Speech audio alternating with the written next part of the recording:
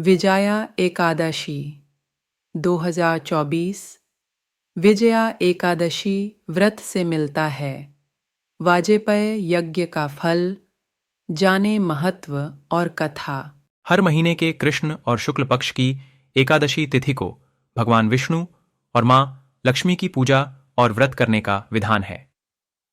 फाल्गुन महीने में विजया एकादशी व्रत 6 से 7 मार्च 2024 दोनों दिन किया जाएगा, लेकिन गृहस्थ जीवन वाले पहले दिन व्रत रखें। एकादशी व्रत सौभाग्य, समृद्धि और सुख की प्राप्ति।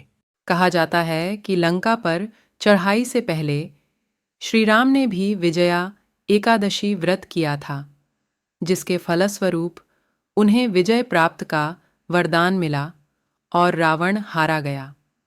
विजया एकादशी व्रत में कथा का श्रवण करने से वाजपेय यज्ञ करने के समान फल मिलता है। विजया एकादशी व्रत कथा।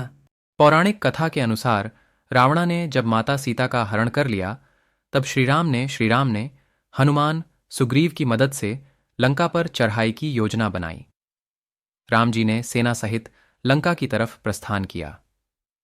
समुद्र किनारे पहुंचने पर श्री राम जी ने विशाल समुद्र को घड़िर ढियालों से भरा देखकर लक्ष्मण जी से कहा कि यह सागर तो अनेक मगरमच्छों और जीवों से भरा है, इसे कैसे पार करें। प्रभु श्रीराम की बात सुनकर लक्ष्मण जी ने कहा कि वग्दालभ्य मुनि के पास इस समस्या का हल जरूर होगा।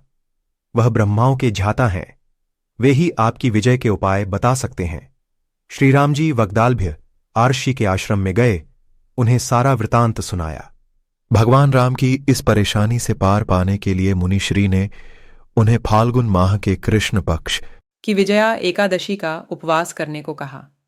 आर्षि वग्दालभ्य ने कहा कि इस उपवास के लिए दशमी के दिन स्वर्ण, चांदी, तांबे या मिट्टी का एक कलश बनाएं। उस कलश को जल से भरकर तथा उस पर पंच पल्लव रखकर उसे वेदिका पर स्थापित करें। उस कलश के नीचे सतंजा अर्थात मिले हुए 7 अनाज और ऊपर जौ रखें। उस पर विष्णु की स्वर्ण की प्रतिमा स्थापित करें।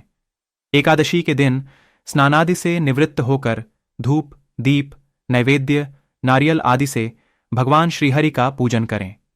सारा दिन भक्तिपूर्वक कलश के सामने व्यतीत करें और रात को भी उसी तरह बैठे रहकर जागरण करें। द्वादशी के दिन नदी या बालाब के किनारे स्नान आदि से निवृत्त होकर उस कलश को ब्राह्मण को दे दें। यदि आप इस व्रत को सेनापतियों के साथ करेंगे तो अवश्य ही विजयश्री आपका वरण करेगी। श्रीराम ने विजया एकादशी का व्रत किया और इसके प्रभाव से राक्षसों के ऊपर विजय प्राप्त की। ब्रह्मा जी ने नारद जी से कहा था, जो साधक इस व्रत का महात्म्य श्रवण करता है या पढ़ता है, उसे वाजपेय यज्ञ के फल की प्राप्ति होती है।